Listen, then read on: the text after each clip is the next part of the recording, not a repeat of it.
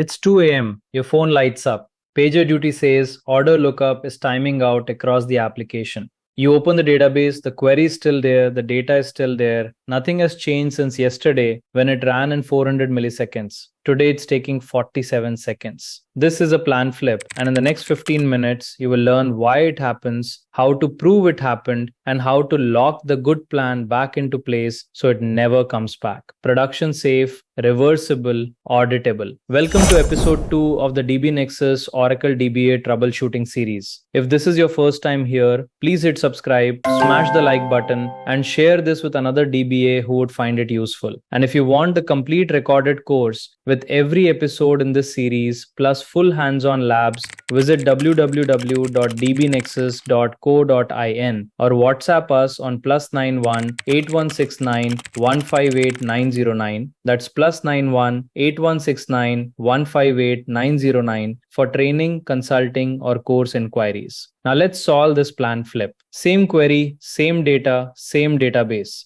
Day 1, day 2, the query runs in 0.4 seconds. Day 3, the exact same SQL takes 47 seconds. The application is timing out, customer service is angry. This is what a plan flip looks like on a graph. And it's the second most common ticket on a DBA bridge call, right after high CPU, which we covered in episode 1. By the end of this video, you will have 5 new tools in your toolbox. 1. How to spot a plan flip in 30 seconds using a single query against DBA_hist_SQL stat. 2. How to understand the 4 root causes behind every plan flip: bind peaking, statistics refresh, adaptive features, and cursor invalidation. 3. How to compare the good plan against the bad plan side by side using dbm_sxplan.displayAWR. 4. How to lock the good plan with SQL Plan Management, the production safe fix. And 5. How to decide whether SPM is a permanent solution or just the bandage that buys you time until the real fix. So what exactly is a plan flip? A plan flip is when Oracle's optimizer chooses a different execution plan for the same SQL, usually a worse one, without you changing the query. Look at the comparison on screen. Yesterday's good plan used an index range scan on IX_orders_DT. Cost 1200 rows. Plan hash 1839572045. Half a second elapsed. Today's bad plan does a full table scan on the orders table.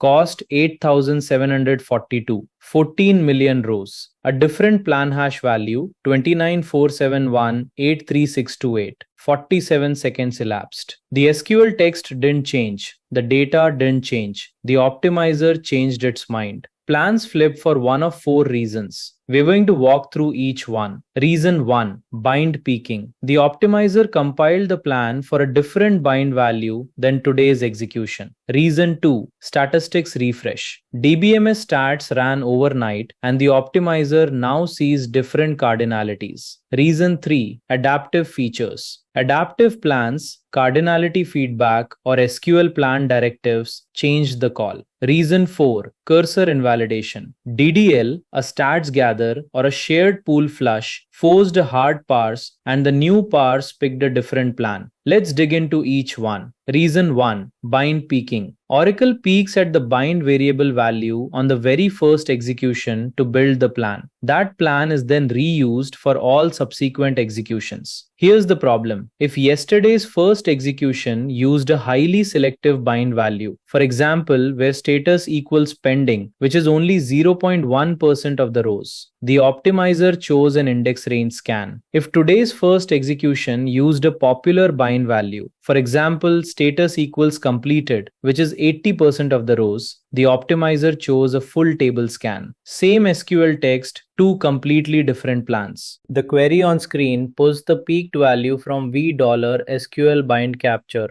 So you can see exactly what bind value built the cursor. If you see the same SQL ID with multiple child numbers, different plan hash values, and different peaked values, bind peaking caused your flip. Reason 2. Statistics refresh. The overnight maintenance window ran DBMS stats. The optimizer now believes a column has different cardinality than it did yesterday. The cost formula returns a different number. A different plan wins. This query on screen shows when stats were last gathered on the table and on the columns the query filters on. Here's the key tell. If the last analyzed timestamp matches the time the slowdown started within a few minutes, then statistics refresh almost certainly triggered the flip. Pro tip: log statistics on critical well behaved tables. Run a manual gather only when you know the data has changed shape. Reason 3: Adaptive features. Oracle 12c introduced adaptive plans and cardinality feedback. The optimizer is allowed to change its mind mid execution. It can even remember the decision and apply it the next time around. This is powerful. It also makes plans less predictable. The first query on screen checks whether adaptive features are enabled at the database level. The second query lists SQL plan directives Oracle has accumulated for the table. The key tell here is in the plan itself. If you see statistics collector or plan statement operations in $SQL plan, then adaptive features rewrote the plan during execution. Cursor reason 4: Cursor invalidation. Something forced Oracle to throw out the old cursor and reparse. The new parse picked a different plan. Causes of cursor invalidation: a DDL on the underlying table, a stats gather with no underscore invalidate equals false, a shared pool flush, a session level hint or parameter change. The query on screen against $SQL shared cursor shows you exactly why the cursor was invalidated. The reason column is plain English: bind mismatch, schema change, statistics. Cross-reference with DBA objects.lastDDL time to confirm whether a schema change is the culprit. Okay, let's apply all of this to a real scenario. Ticket number DBA 4471. Order lookup query is running 100 times slower since this morning. The application team says they didn't deploy anything. The DBA team confirms statistics refreshed at 2 a.m. Your job is to figure out what's actually happening. The SQL is on screen. A simple select from the orders table, filtered by status and order date, with order by order date descending. 3 bind variables: p underscore status, p underscore from, and p underscore to. The orders table has 14 million rows. There's a composite index ix underscore orders underscore status underscore dt on the two filter columns. Yesterday, it used an index range scan and finished in 400 milliseconds. Today, it's doing a full table scan and taking 47 seconds. Step 1. Don't guess. Prove the flip happened. We are going to pull the plan hash value history from AWR for this specific SQL ID and see exactly when the plan changed. The query joins DBA underscore hist underscore SQL stat with DBA underscore hist underscore snapshot. We group by plan hash value and we show the earliest snapshot the plan appeared in, the latest snapshot it appeared in, total executions, and average seconds per execution. Run this and look at the expected output. You'll see two rows. The first row shows plan hash 18395720045, which ran from 7 June at 9 am through 8 June at 1:55 am. 18,432 executions, average 402 milliseconds. The second row shows a different plan hash 2947183628, which started at 8 June 2 am sharp. 298 executions, average 47 seconds. Two different plan hash values. The flip happened exactly at 2 am. Stats refresh anyone? Confirmed. Step 2. Compare the good plan against the bad plan side by side. DBMSXPlan.display AWR lets you pull any historical plan straight from AWR. Pass in the SQLite and the plan hash value. Run it once for the good plan, once for the bad plan. Now look at them side by side. The good plan on the left, select statement, sort order by, table access by index row wide, index range scan on ix underscore orders underscore status underscore dt. Cost 12, 1200 rows, 145 buffer gets half a second. The bad plan on the right, select statement, sort order by, table access full on orders. Cost 8,742. 14 million rows estimated, almost 2 million buffer gets, 47 seconds. The optimizer chose a plan that was over 700 times more expensive than the alternative. What should you look for when reading a plan diff like this? 5 things. First, A rows versus E rows. If the optimizer estimated 14 million rows, but only 1200 came back, the estimate was off by more than 11,000 times. That's bad statistics, plain and simple. Second, the access path. An index range scan flipped to a table access full. The optimizer thought the FTS would be cheaper. It wasn't. Third, join order. If the driving table changed, that's usually a statistics issue too. Fourth, filter predicates. Watch for filters that moved between steps in the plan. That's the signature of an adaptive plan rewriting itself. Fifth, cost versus reality. Here's the painful one. The bad plan's cost is 8,742. The good plan's cost was 12. The optimizer knew the new plan was expensive and still chose it because of cardinality feedback or wrong statistics. Step 3. Log the good plan with SPM. SQL Plan Management baselines are how you tell Oracle from now on only use plan hash value 18395720045 for this SQL. Production safe, reversible, auditable.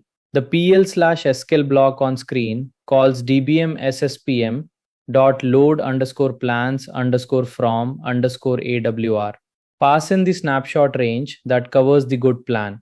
In our case, snap ID 24,851 through 24,852. Then a basic filter that pins the SQL ID and the plan hash value of the good plan. Oracle reads that plan from AWR history, materializes it as a baseline, and stores it. The second query confirms the baseline was created. Select from DBA underscore SQL underscore plan underscore baselines, where signature matches your SQL. You should see one row with enabled equals yes, accepted equals yes. Step 4. Verify SPM is actually being used. First, force a hard parse. Alter system flush shared pool. This makes the optimizer reconsider, starting from scratch. Then run the query once. Then check $SQL. Look at 3 columns: SQL ID, plan hash value, and critically, SQL underscore plan underscore baseline. Success looks like this, shown on screen. The plan hash value should match the good plan, 18395720045. The SQL plan baseline column should be populated with the baseline name starting with SQL underscore plan. If those 2 columns line up, SPM is enforcing the good plan. Elapsed time should be back to 400 milliseconds. Document everything. Close the ticket. Take a breath. Step 5. Here's the conversation most engineers skip.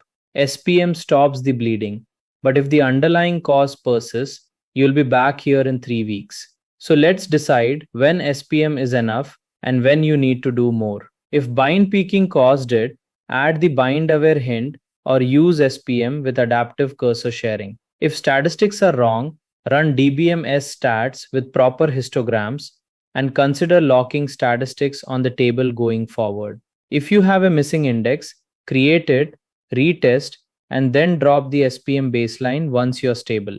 If adaptive plans are causing chaos, disable adaptive features at session or system level for that workload. And if the query design itself is bad, too many subqueries, no selective predicate, terrible join order, get the developer to rewrite it. SPM is a workaround, it's not architecture. The 5 things to remember. 1. A plan flip is the same SQL with a different plan hash value. Confirm it before you touch anything. 2.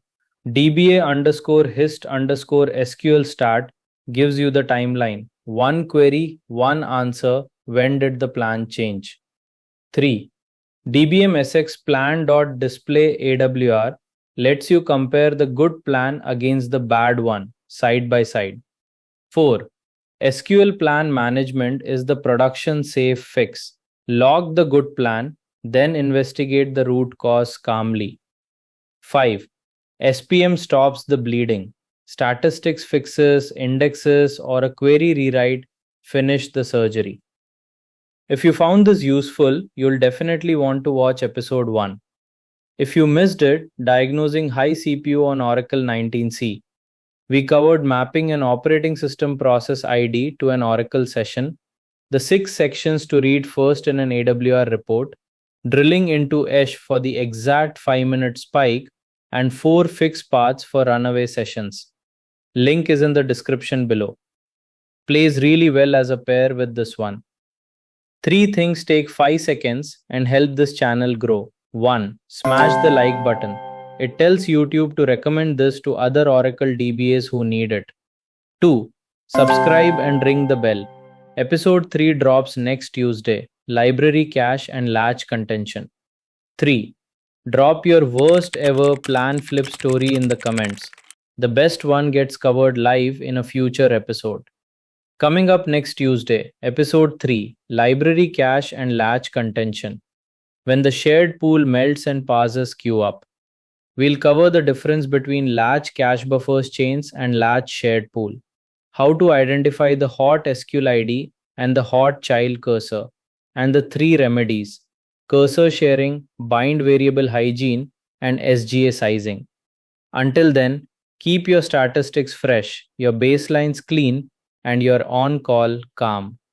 Thank you so much for watching. If you're serious about leveling up your Oracle DBA skills, the complete recorded course is available at www.dbnexus.co.in. Every episode in this series, plus full hands-on labs, real-world scenarios, and downloadable command packs. For training, consulting, or any course enquiries, WhatsApp us or give us a call on +91 8169 158 909. That's +91 8169 158 909. You can also email us at support@dbnexus.co.in. If you got value from this video, please like it, subscribe to the channel, and share it with a fellow DBA. It really helps us reach more people in the Oracle community. This was DBNexus. See you next Tuesday.